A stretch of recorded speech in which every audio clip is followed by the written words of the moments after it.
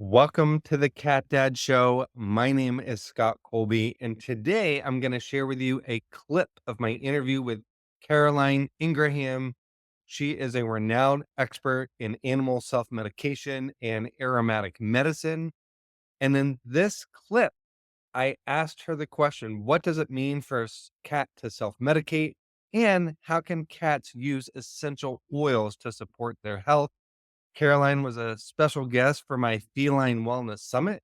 If you would like to listen to the entire interview with Caroline, as well as interview with 20 other feline wellness experts, just go to felinewellnesssummit.com. You can grab a free ticket.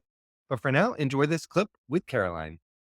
Okay, it's like with any animal self-medicating in the wild or domestic animals still have that ability. That it would take them tens of thousands of years to lose such an important survival instinct. So, um, animals have an innate ability to select remedies to bring themselves back into health, and that's all mediated by taste and smell. Yeah, when we're talking about essential oils, then that's the cats work by inhaling aromatic molecules, which is the correct dose for them.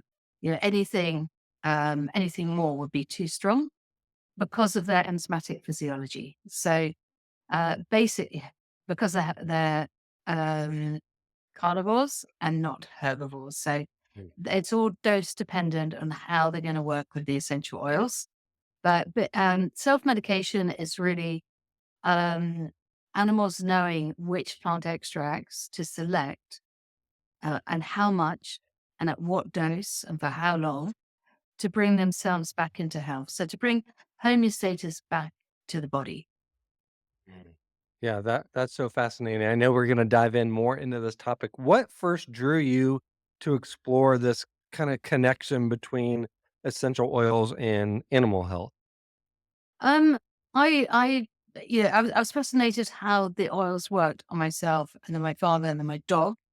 And this was a long time ago. And then I lived in California and I was working, or I was living around a horse community. And I found that they would select oils for specific problems. And it was pretty much, to the book that if there was an inflammatory response, they would select either German caramel or yarrow, depending on what was the cause of the inflammatory response. Was it an injury or operations? And then it's going to be yarrow. If there's anything itis that's got stress attached to it, then that's more likely to be German chamomile. And a pattern began to evolve. And then I noticed too that, if there was gut problems, then they would select one or two oils from a selection of gut remedies. So it's basically one size doesn't fit all. So, for example, peppermint might be suited for one horse or one cat. Well, fennel, which does similar effects, might be suited to another cat or another horse. So you're matching the remedy to the individual. So it's very much, I will come under the banner of individualized medicine. You're not And just going to, because one cat's doing really well, for example, on peppermint, right. then it's not just saying, oh, give that cat peppermint. The cat is offered a choice of remedies that suits them. And you're saying the cat will select which remedy they need?